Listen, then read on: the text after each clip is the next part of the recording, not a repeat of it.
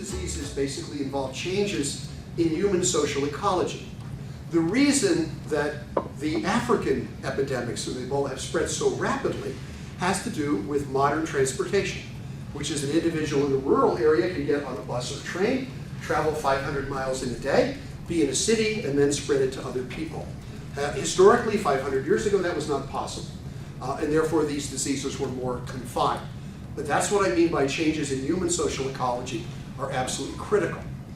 This includes population density, where we live, the way we travel, and above all, the way in which we produce our food. And all these factors alter interactions among the human population, animal populations, wild populations, and so forth. So it's extraordinary stuff. So I'll bring out an example that I think is close to home for many of us. I don't know how many of you know Randy Shilt's remarkable book, The Band Played On, which is about the early days of the AIDS epidemic. Shiltz, who was a gifted journalist, traced it from the 1980 and 81 when AIDS didn't even have a name. It was just beginning to make its appearance. I don't know, Shiltz himself passed away from the disease. I don't know if you've ever read this book. It's moving, it's remarkable, and it's a great read, so I recommend it. A good example of a zoonosis is, in fact, HIV. It's a prime example. But when AIDS was first recognized, the big mystery is, where did this come from? All of a sudden, it's in certain populations, the United States and other countries, that had come out of nowhere. There are actually people who thought the CIA had invented it and spread it around the country and so forth, which is remarkable stuff. But you probably heard that the disease came from Africa. But how did it come from Africa, and why do we think that? So, let's suppose it's the mid-1980s, you're an evolutionary biologist, and you'd like to search for the origin of this virus, which is not only resistant to the human immune system, but can get inside the immune system and manipulate it, which is what HIV actually does. So the answer, from an evolutionary point of view, is you should look for similar viruses in our closest living relatives. Where are our closest living biological relatives? The answer is they're primates in Africa. So we would be looking at gorillas, chimpanzees, and so forth. Well, it turns out researchers did exactly that.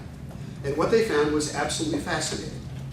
The many African primates, including and especially the chimpanzee, are infected by similar retroviruses.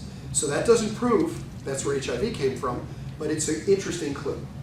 If they were infected by retroviruses like these, how could they have jumped to human beings? Well, you do a little bit more research on the interactions between humans and these primates in Africa. And in particular, you look at the areas where these simian retroviruses are common. These are mapped here. You see populations of the various subspecies of chimpanzee in equatorial West Africa. And lo and behold, what else is going on there? Well, what else is going on there is a traditional food trade called the bushmeat trade, in which hunters will go into the bush, as they call it, and they will slaughter, if they can catch them, chimpanzees and gorillas, and the meat from these organisms, these animals, is considered to be a bit of a delicacy. So it turns out the bushmeat trade brought human hunters into direct contact with simian retroviruses. They were hunting these animals, slaughtering them, getting covered with the blood of these animals, and basically passing them along in unsanitary conditions for other people to eat. And apparently the bushmeat trade is still there, although these countries have tried very hard to suppress it. So the hypothesis gets more detailed, which is HIV might have made the jump from these organisms to humans by the bushmeat trade. Now we have to go a little bit further. It's an interesting hypothesis. Can we support it with data? And again, I'm thinking about science and engineering practices. Developing a model, carrying out an investigation, engaging in argument from evidence. Well, what would be a good investigation?